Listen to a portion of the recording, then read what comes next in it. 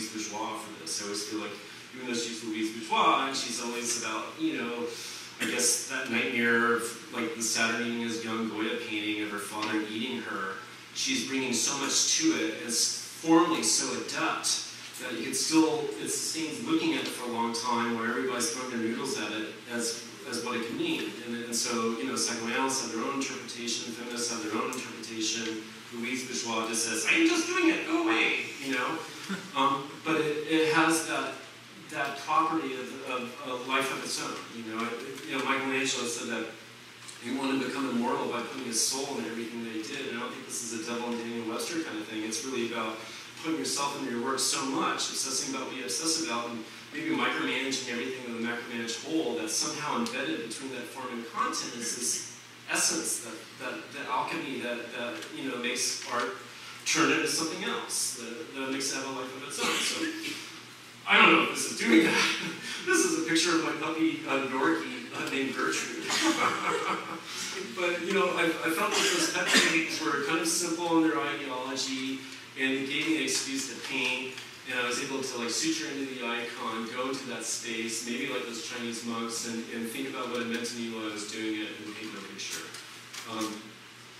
This was my cat named Wojciech.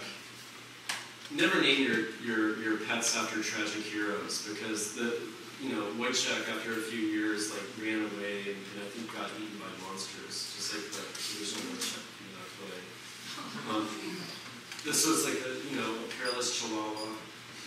Another epiphany for me was watching the Rembrandt movie. I don't know if you've ever seen the Rembrandt movie. It stars Charles Laughton's Rembrandt from the 30s, directed by King Korda. But there's this great scene after he's exiled to Rembrandt land for painting the night watch, making things too, or whatever, works in all real, or changing ideas of people's notions of what painting could be.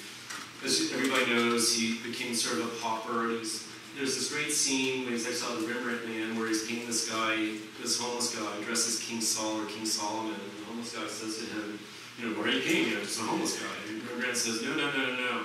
You're dressed as King Saul or King Solomon. It means this and this and this to me. And he goes into this whole teary-eyed soliloquy of like vanity of vanities. Everything is vanity. And by the end of it, the homeless guy is crying. Tobias' son, who's like at his side with a violin or something, is crying. And Charles Laughton's Rembrandt has a tear in his eye. And I'm like, oh my gosh, like painting especially is like method acting. I really feel that moment in the movie was probably true to Rembrandt, where he was setting up allegories that meant something to him.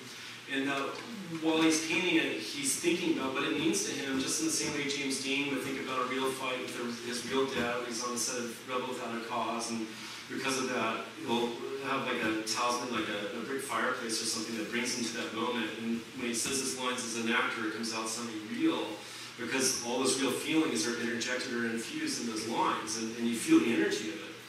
And look what happened to James Dean, how he came to an end playing all these rebel heroes. And I feel like Rembrandt was probably doing that too. As he's negotiating the negative and positive space and form and light, he's really thinking about what it means to him, being mindful of his thoughts, and that magic happens. And so ever since this point, like I'm just trying to set up situations that mean something to me and think about what they mean. Maybe create an environment in my studio where I'm like listening to music or something that springs to consciousness, the feeling that I want to get, and hopefully it'll come out on canvas. This was a large poodle, don't get me wrong. Also, these things got scary. I'll tell a story when I know what happened to the poodle.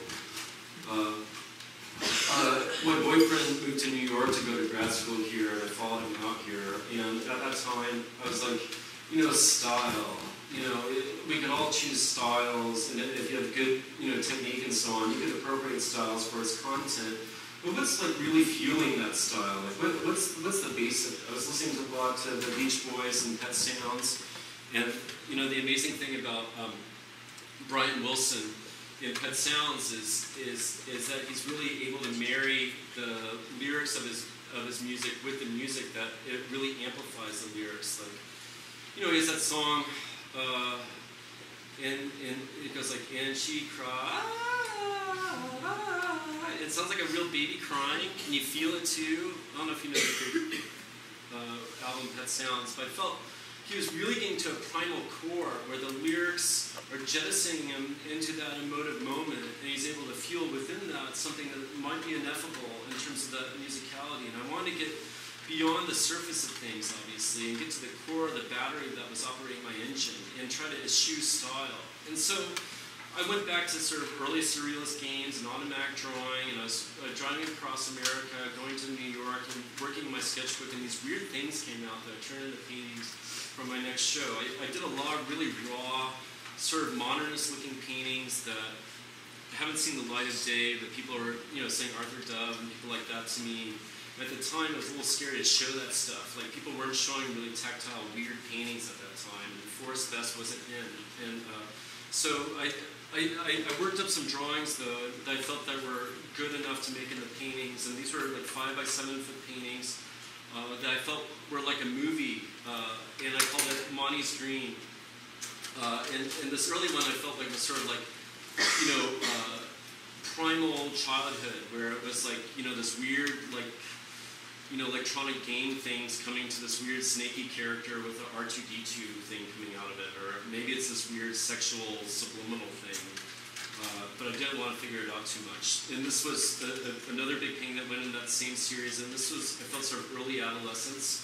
And so it's sort of the flag says "fuck you" on it, and then it says, "Hey guys, it's the have a nice day dude," but he's not very happy anymore. And it says like, I don't know, that he's covered with HIV lesions, and he's saying everything sucks, go to effing hell. And on the right-hand side of that kid says, like, I'm just painting, man, painting. I have my interest until I get bored, and then I'm going to stop. And then it has a little arrow that says, actually got bored right here. And then I think the peace sign that he's holding says, please buy this painting and support free expression. I don't think anybody ever bought that. But this was like later adolescence. Again, I'm trying to mix up my metaphors, do things beyond my cognitive logic, not knowing really where it's going to take me. The kid's sort of saying, F you, he has like a sheep for a penis, the alien's killing himself, I forget who I am, says the elephant mask, and I forget what the frog thing is saying out of his mouth, something like, I am me, or something, and then the alligator that's hiding in the elephant mask is saying, touche. I also felt this was like sort of a history of the world. I always feel like I'm doing the Last Judgment over and over again, and this was, skeletons that have come to the sheep of the planet, and they're eating the sheep, and the sheep are ascending to heaven while this giant skeleton face is like coming in, the sort of the leader of the pack coming in and wiping everybody out. I think I was actually, I had this image of the skeleton head coming downstairs, which I think was an early nightmare in my youth, maybe from Phantom of the Opera. Then this is like the aliens coming to wipe out the last vestiges of mankind, and the sheep person is killing himself with the ghost coming out of its head. And then here's the sort of the tragic, scenario at the very end, based on Star Wars. But I think Star Wars got a lot from the minimalists, and so it's sort of referencing that. But sort of the sad, tragic last spaceship of the Death Star laconically looking on. This was sort of interesting work for me, and I was able to, luckily enough, make a name a little bit for myself with like some of these earlier narratives. But a lot of this sort of threw people. I moved to New York, and I had a gallery in LA, and I was trying to get a gallery here. This was in mid to late 90s, and so I was doing these kind of drawings, but just really kind of like filling my trunk and like making stuff that meant something to me. This was Mike Myers with the FU t-shirt, and that's the lyrics to Hang On To Your Ego by the Beach Boys, which sort of generated all these circle paintings. I really, like a battery, wanted to make a painting that had its own internal energy that would really vibrate, but then maybe emote all the things that maybe say that those pet paintings were doing, but without like hanging it on the subjective frame of a pet, or not trying to, not be cheesy like that. Like, again, to get to the core. And so I was doing these kind of paintings that got some attention, and I was able to get into the Jay Gorney Gallery. He now is the director of Mitchell and Nash, and it was an equivalent-like gallery that was in Soho back when Soho was, still around, and it was on Grand. He was on like a really good street in Soho, and people would see the show.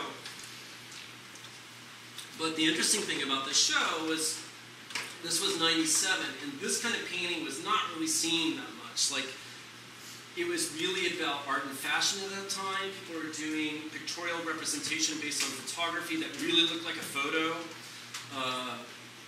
And people walked into my show where I was mixing sort of